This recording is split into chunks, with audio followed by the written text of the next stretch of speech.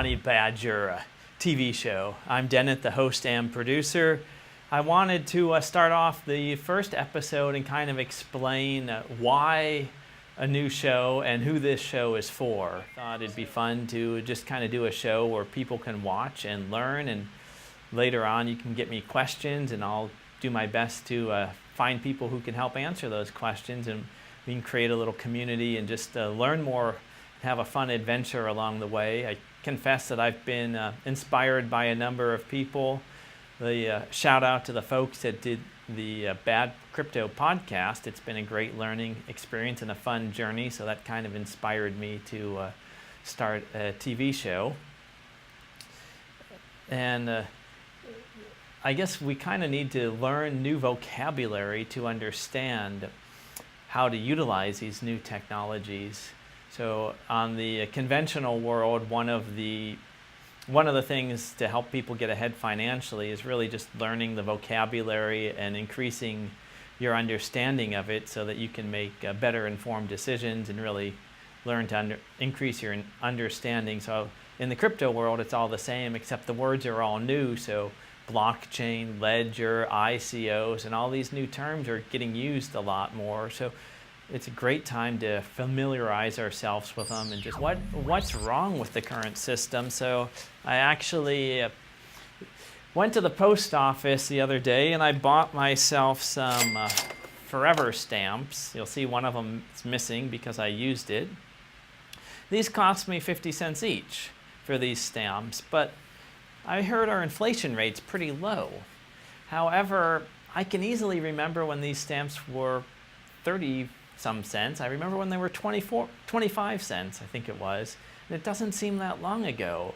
So you have to realize our current money system, our money, the value is decreasing. It's not holding up. A dollar bill today will get me 2 stamps, whereas a dollar bill in the past would have gotten me 3 stamps, and before that it would have gotten me 4 stamps. And as time goes on, the value of the purchasing power of our money is decreasing. Oh no! So we have some new technologies coming out, and maybe they can help solve some of these problems that money has. So one of those problems is the store of value, and that's one of the key functions of money, and something that the US dollar has depreciated through the years. And that's something I'm hopeful that cryptocurrencies can help solve, and that's just one of the issues. Cryptocurrencies use a technology called, it's a decentralized. So I looked up the definition of decentralized, and it talked about taking the power away from one central government and putting it to the local states as an example. I think of decentralized as, how do you take technology, or how does this technology help to empower the people instead of just having the government or a central bank in control? You want to decentralize the power and spread it out to the individuals to let them have control of their own money and their own destiny. To me, that's kind of where I get passionate about this technology. It's like we're introducing this new technology, but it's really to empower people. How are people going to communicate? How are they going to exchange with each other? And as these technologies develop, you have to go back, and as you're learning these new terms, you got to start questioning yourself, well, what is money? What's important about money? What are the features that we need to keep? And then as it goes on, we get to build upon our understanding and also improve and fix the shortcomings of our current system and replace it with something better. For years, I was worried that we'd have a bad crash, but now we actually have a chance to have a new system being built up as the old system has issues. So that's some of the technology and some of the terms that I wanted to share with people and really just kind of get into as we go through future episodes. It's a journey about how we can learn together. What are the most important fundamental parts of this technology? What is it, and how can we not take advantage of it, but how can we learn so that we're really enjoying sending our funds electronically? So let me dive into that a minute. The difference between sending your funds electronically with a credit card versus using a cryptocurrency and really the blockchain. It's a decentralized ledger. So these are some terms that you probably want to take some time to familiarize yourself with. Decentralized, we covered. Ledger, I think of it as sort of a spreadsheet, kind of a really sophisticated Excel sheet that you can add different lines to, and it becomes a permanent record. So in the crypto world, this is considered a block of information. And again, go back, check out all these terms. I'm not a financial advisor. I have an interest in technology and just want to share it and learn more. So take the crypto technology, dive in, figure out what are the most important definitions, start to learn them. So blockchain, a block of information, a ledger, a recording ledger. And on this recording ledger, you're going to see different transactions in the history, so you'll know when a transaction occurred. And if I just step back, the real issue we're trying to solve here is trust.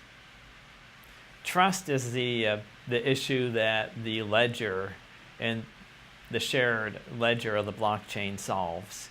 And that has it where you can have trust in the software as opposed to trust in a third party.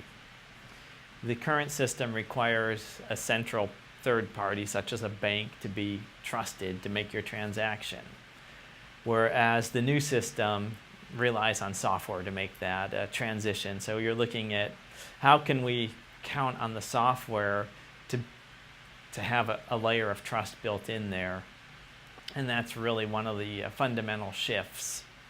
So we're looking at what's called a two-party trust system, or a two-party trustless system, where two people can do an exchange when they don't necessarily know or trust each other, and they don't have to rely on a bank or a third party. So we're looking at two of the issues I just covered. One is the decentralized nature. Two is the trustless system. We covered the third. The third one was, how do we come up with a system that's a better store of value? Fourth, really exciting and interesting part too is access to the world's economy for people who are unbanked. So in much of the developing world and places where you don't have access to banks, well, now with Bitcoin and cryptocurrencies, you'll be able to access a bank from your phone, and or have the power that where you won't even need a bank, where you'll be able to send money to anyone in the world and do all these features. So it's pretty exciting, cool technology. One thing I wanted to cover is I was on Facebook looking, and someone had a real world issue, which is kind of a pretty cool example of where blockchain can be used in the near future. So beyond the money and the decentralized part, another really cool thing is that you have what's called smart contracts, where you can write in additional layers. The Ethereum blockchain is one of the areas lots of people are working on. How do you add a layer of smart contracts on there?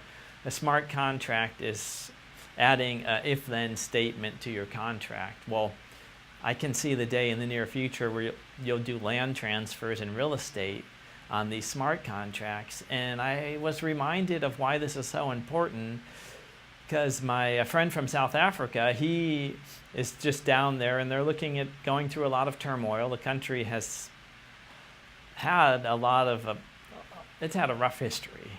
So some of the landowners now might be kicked out of the country, and they're going to lose everything. But could we devise a system where people have more control, and where there's open ledgers of who owns land, and maybe the governments wouldn't be able to force people to sell it as easily, where at least the people could have an immutable record that couldn't be changed by governments. So at least there'd be a record in the history of who owned what.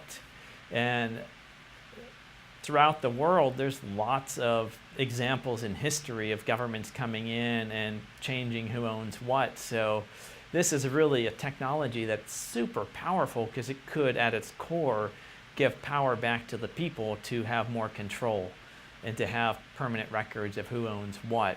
So it's a really fascinating, exciting time, and I'm looking at the blockchain as perhaps a bigger, more powerful technology than even the internet. It's something that's going to revolutionize and disrupt pretty much every industry out there. If you think at its core, all industry uses money. Money is a means of how we share transactions. So if you're changing money in something that fundamental, that's going to have an impact on pretty much every business out there. And it also opens up a lot of new doors on how people can rethink and improve the supply chain, but also real estate, the legal system, transactions. So that's another reason you really just want to take some time to learn to get to know these new technologies, what doors are going to be open for new entrepreneurs. And for the first time in a long time, the playing field right now is pretty level. There aren't a Bitcoin financial elite coming in from Wall Street that you can't touch. There's a time where if you have a good idea and you want to help solve the world, well, now we can go out there and we can try to really have these technologies in our hands where people can have a level playing field to go out there and just start solving problems, looking at it from a clean sheet and figuring out, okay, in the past, this is the technology and the tools we had. Well, now we have these new tools, and I see some solutions, or whoever's out there can see solutions and go out there and try to solve real-world problems and use improved efficiency. One of the questions I was asked before was, what about the power? Cryptocurrencies take, Bitcoin in particular has a lot of mining, which is simply people running full nodes. The currency, part of the structure of how it works requires mining. Well, the mining requires electricity, and there have been, I had a question about, well, where's the electricity going to come from and how much power does it take? And that is a very legitimate concern or a question. And it does take considerable amounts of electricity to power the mining systems for this new technology. But it also opens up lots of doors for improvements in distributions. So I'm hopeful that we'll be able to save a lot of electricity along the way as the newer technologies allow for more efficient distribution systems. There's one company, not a plug, I'm not a financial advisor, but there is one company in Australia that started, they're called a Power Ledger, and they're looking at how can people have solar and how can they get credited for the exact amount of solar that they put back into the grid through using smart contracts and the blockchain, where that power would get used at someone else's place and be more tracked than it is in the current system. So it's just having more tools gives us better ways to solve issues. So I kind of want to summarize again. This is my first show here. We'll be having guests come on in the future. We'll be diving into different issues, explaining these topics, how you can get to really just learn more about these technologies as they evolve, improving your vocabulary. Blockchain is really a whole new base of technology. I heard some people were saying, well, is this a new industry? No, this is a new technology. Blockchain is not an industry, it's a technology. And cryptocurrencies, they are a market. So we've got a new market and new technologies which are going to revolutionize the way that business is done. We're putting the power back into the power of the people. And just from a personal note, I find it really exciting that these new technologies empower people. They let people become their own banks and in control of their own finances. It's a nice change from a lot of these other technologies and the way things are headed. You've got AI, self-driving cars, and all these technologies that in some ways are taking some of the power and freedom away from people. But now we have the blockchain and crypto is coming along, and they're really returning power to the people. I really want people not to be afraid of this technology. Just learn about it, have fun, get in there. If you want to go ahead, learn about how to open an account, what are the exchange options, how to store your Bitcoin or cryptocurrencies, what are wallets, how do you hold them? It's kind of like, how do you send an email, how do you make an attachment, how do you open that attachment when you receive it?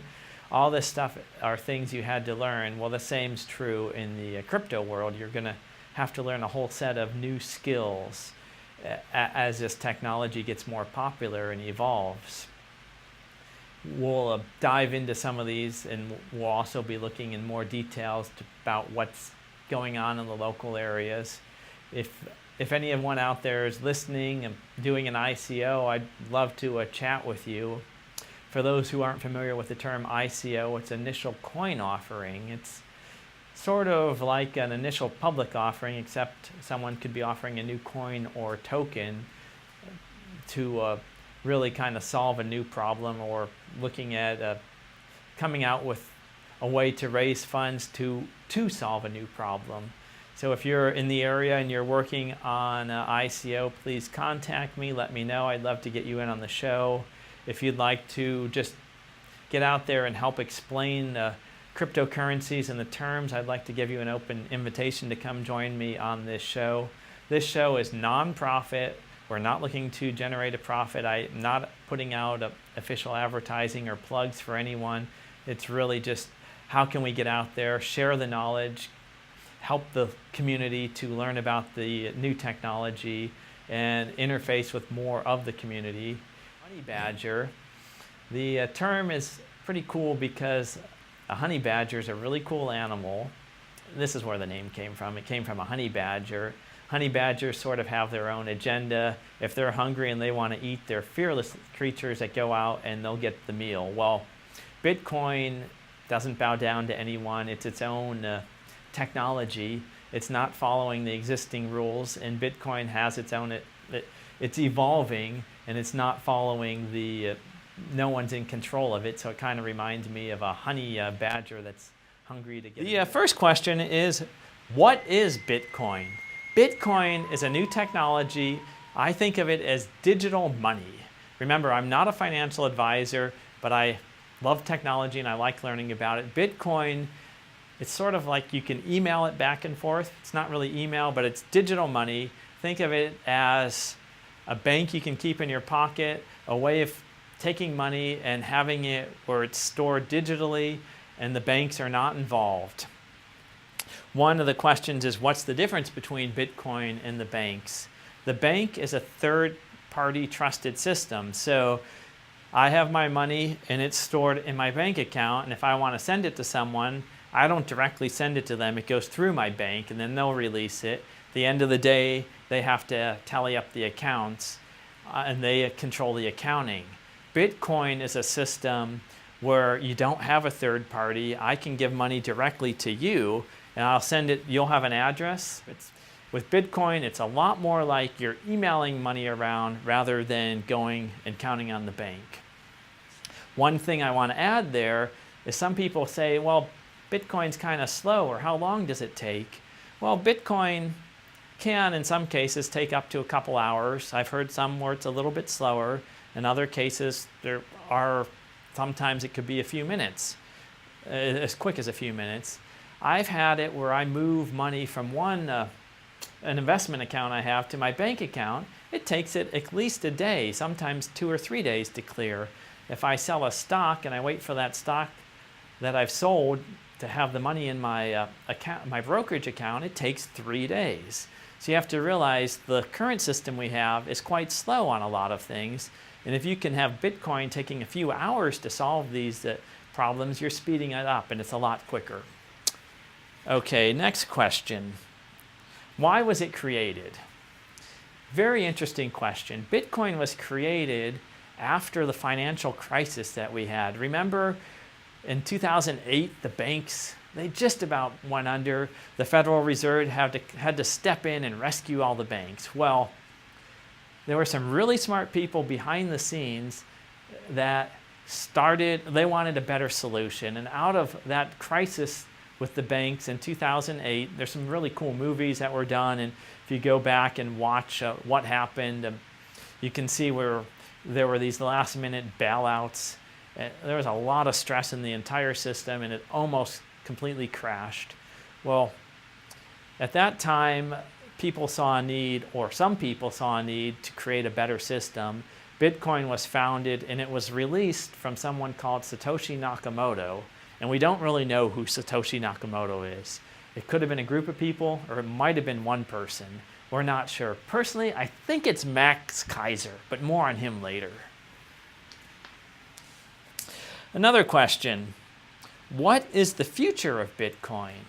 The future of Bitcoin is so exciting.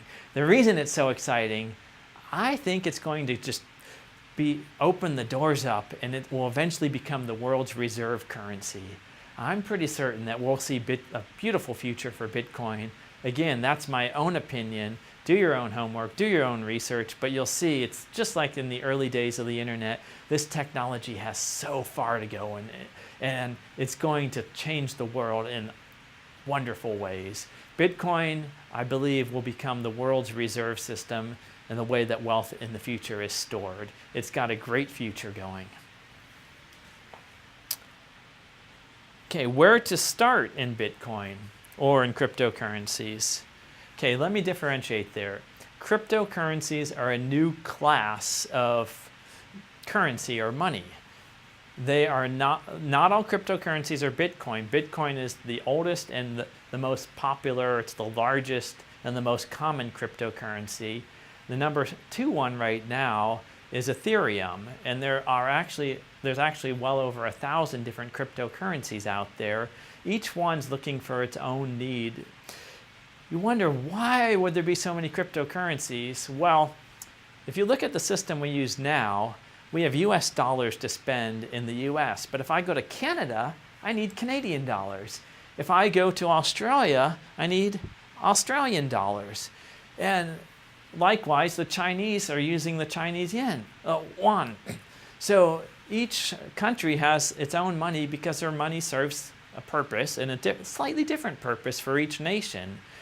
Well, each cryptocurrency is looking at having a little bit different problem that it's out to solve. For example, Ethereum, the second most popular one, it has a really cool feature called smart contracts. Smart contracts allow you to put in terms if, then, which allow you to do legal statements or different statements which will become super cool in the future. But basically, they give people more control of how the money's moved, and it's software taking over and doing smart contracts, which is going to be awesome going forward. How do you get started? The way you get started is to educate yourself. Go out, read, and learn some. There's some really cool information systems out there. I personally kind of have fun with some of the podcasts. The Bad Crypto podcast was one I've learned a lot from. And there's a ton of different sets of information out there. But what you want to do is really educate yourself. And then you want to start with a little bit of money. Open an account at somewhere, maybe Coinbase or one of the exchanges, and get a little bit of Bitcoin. You don't have to buy a whole Bitcoin, so don't be scared at what the price of Bitcoin is. Just go buy $10 or $20 or whatever you can afford to lose and play with.